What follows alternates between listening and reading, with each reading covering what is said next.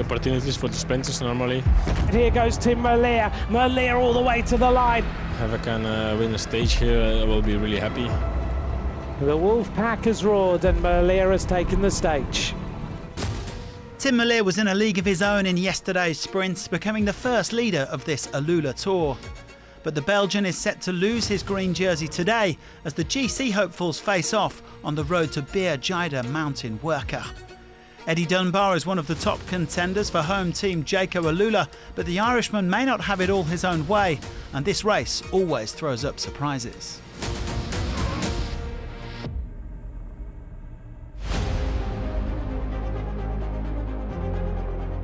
Just under 160k on the menu today, and it's all about that climb of Beer Jida Mountain. 2.9 kilometres at 9.2% with gradients of up to 15%. The riders will go up it 3 times in total, with precious bonus seconds available when they cross the finish line for the second time. Tonight's GC will give us a clearer picture of who can win this 5th edition.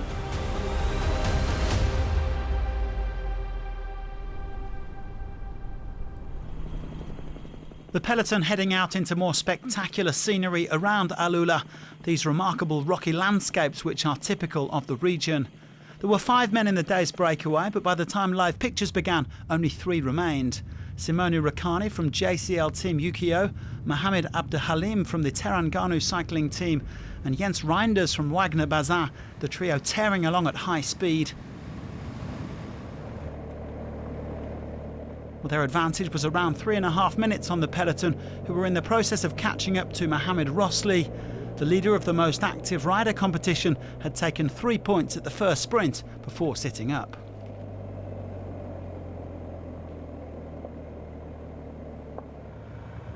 Well, the pace in the main bunch was fairly leisurely for now, which meant that Tim Merlier didn't really have to panic when he was held up by a mechanical issue.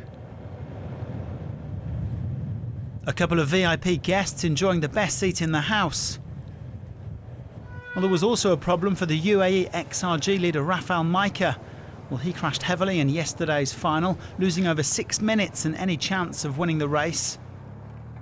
But soon back in the bunch here as they approached the first climb, and a few riders appeared to be complaining about the road surface. Well, once they started going uphill, Abdelhalim was dropped from the front of the race, leaving just 2 men in the breakaway. Reinders and Rakhani leading the way up this short but punishing difficulty.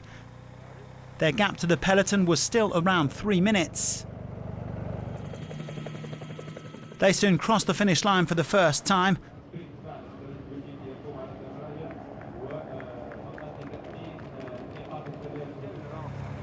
The pace proving too much for the pure sprinters like Dylan Groenewegen, who was 5th yesterday. But there was then a twist in the story of this stage. Final decision has been taken. We will take 1 lap off the circuit, meaning that we are now in the final climb. Due to dangerous road conditions on the descent, the race organisers took the decision to shorten the stage, cutting out the final lap. They also neutralised the rest of the descent, taking the riders to the 5 kilometres to go mark before starting things up again. Race director Jean-Marc Marino explaining the situation to the peloton. Obviously, rider safety is the #1 priority. Reinders and Rakhani were given back their small advantage on the peloton before they hit the gas again.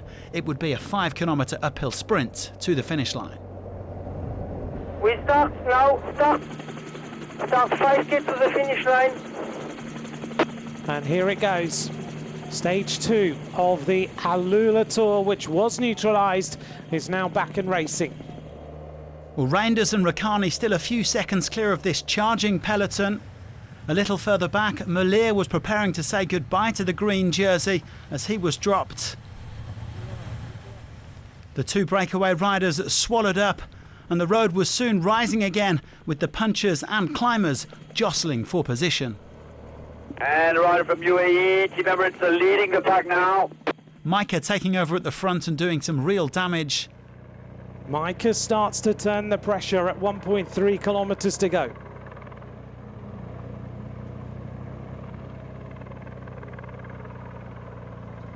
Now a big attack on the left-hand side, a big move by Akipo Kern-Farmer.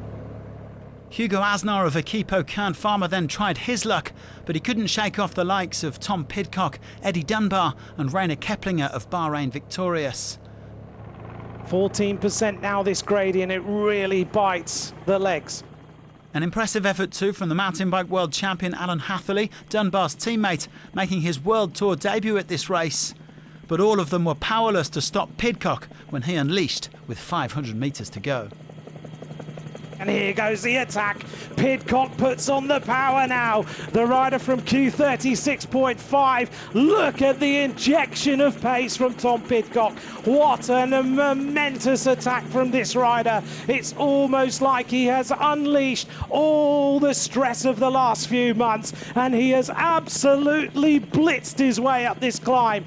Pidcock now is going for glory to give his Q36.5 team the first victory of the season and his first victory in the colours. He looks around. Has he gone too early? No, he hasn't. 200 metres to go. Tom Pidcock, he has moved from the Ineos Grenadiers to Q36.5. All the pressure, all the stress, all those moments where Pidcock wasn't believed in, he has now put it all on the pedals and he is going to fire his way to the finish line to take a huge victory for Q36.5. He's answered every single question. Pidcock power on stage number 2. Q36.5 win the stage. On just his second race day for Q36.5, Tom Pidcock already has his first victory. The British star said it was refreshing and motivating to be embarking on this new adventure after 4 seasons with Ineos, and he's off to the ideal start. This is his 6th career victory on the road. Today was super important for me. Yeah, a new team, all these great people, and yeah, I just wanted to do them proud today. The team rode brilliantly. They had full commitment for me, and yeah, I was highly motivated for today. Pidcock winning ahead of Keplinger and Hatherley to take control of this AlUla Tour. Dunbar was 4th ahead of Stefan de Bod, who's now with the Terengganu team.